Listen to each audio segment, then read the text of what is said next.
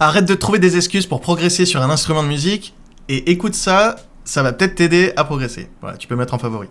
Pour l'anecdote, en fait, quand moi je commençais la guitare, le truc qui m'a le plus aidé, c'est de me foutre des deadlines. Vous savez, des fameuses dates butoirs sur lesquelles on peut pas dire non.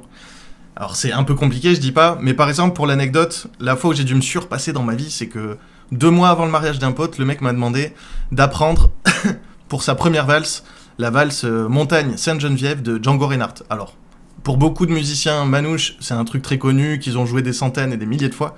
Mais pour un mec comme moi qui à l'époque faisait plutôt flamenco, un peu de funk et trucs, c'était hyper dur.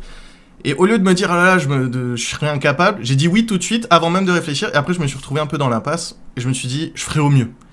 Et bien c'est un peu comme ça pour tous les projets musicaux et pour chaque apprentissage d'instrument.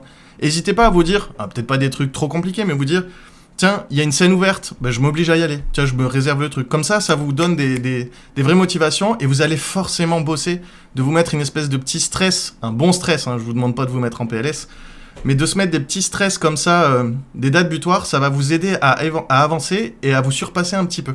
De vous mettre des dates butoirs, des petites obligations.